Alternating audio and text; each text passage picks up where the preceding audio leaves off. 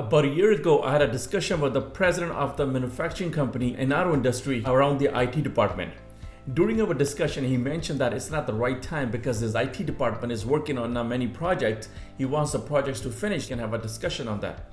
We've had a chat about 2-3 months later, and he mentioned it's the same situation he is in. He still has the IT staff is working on a few projects, and those projects are not finished yet.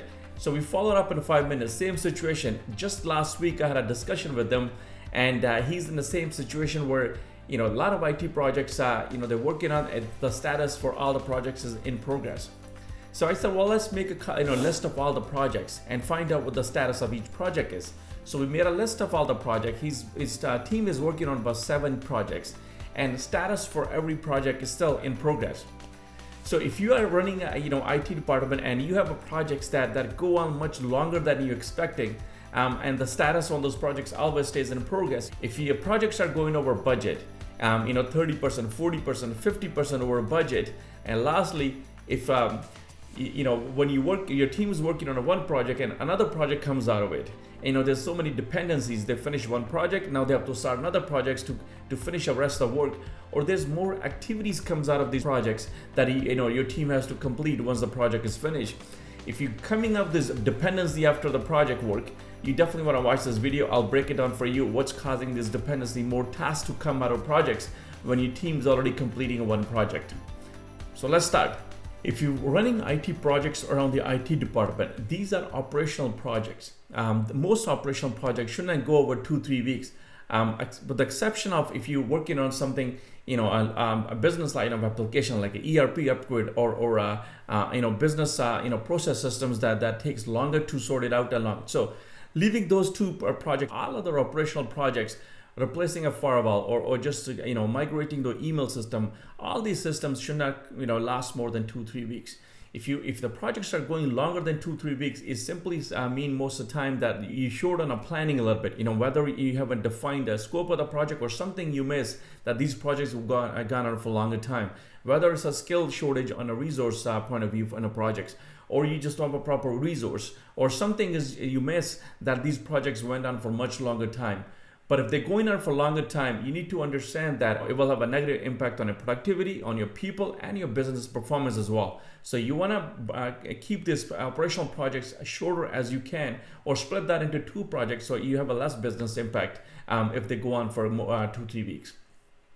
The second item is if you're getting a scope creep on a project, let's say your team is working on one project and they're discovering other dependency out of the project. So in order for us to finish project ABC, we also have to do project DEF, or we have to take on something else. If they're discovering dependencies during the project, or they're discovering the task has to be completed in order to finish the project, this is just a lack of planning. That simply means that your team haven't spent enough time to discover all the dependency and plan properly. So they could have dealt with all the dependency before they start the project, or maybe different project they need before they start another projects. So it simply means that you haven't invested much time, or your team haven't invested time on a proper planning.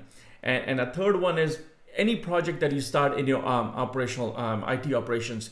Every project should have a start and end date. If you're running a project without a very clear start and end date, these are not a project. It looks like simply these are operational item and they just treat it as a project. So every project should have a start and end date, and you want to hold your people accountable to comply to the end date. But if you keep changing that end date all the time, definitely you're missing something in a planning.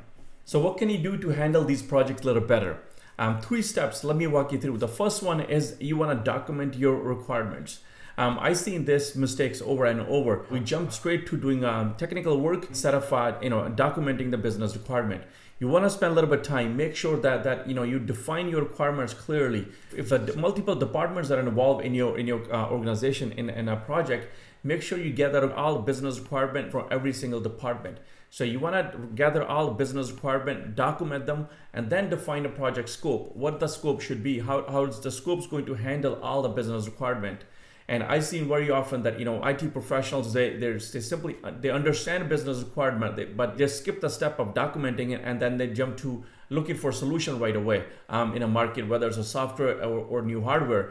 but take your time in this area, and any time investment in this area will deliver a lot of results later on. So avoid a lot of mistakes that you're going to make later on. So once you have that scope defined, then build a project plan. And once you have a project plan, and then second point is go into planning. You want to spend more time in a planning. These days I see sometimes project planning in IT industry takes much longer than execution of the project. So don't shortchange, just take your time and during the planning. So if you're simply replacing a firewall in your company, you want to spend more time planning that its execution could be overnight, or you could finish that in a few hours. But you want to plan, make sure all the sites going to be functional. It's not going to have a business impact on a business. So a lot of planning. So that's where your most time should commit to. So more time you spend in planning, less issues you're going to have later on. So make sure your plan's going to cover all that, the scope items you have and previously discovered from business requirement. Do all the planning, document your planning as well, and then build the execution plan and go execute it. And the last thing I've seen very often miss is a training for your staff as well. Whether it's the IT staff or your staff in other departments, whatever software you replace, whatever the hardware you replace, once the project is finished, build enough time in the project to train people as well. We can replace all the technologies in the world we want, but unless we train people how to use it, you haven't achieved much. So make sure that you put enough time, build enough time in the project to make sure that not, whether you have to document the project, results, or you have to train staff one-on-one video training, whatever you got to do, make sure you invest enough time. These steps will make sure that the project successful end the timelines that you committed to. So define your business requirement, document them, spend a lot of time in the planning, and last one, make sure that you capture the training as well. Build those 3 items into your project. You will have a better result around your project. So hope this video helped. If you like this content, don't forget to like and share. Until next time, enjoy. We'll talk soon. Bye-bye.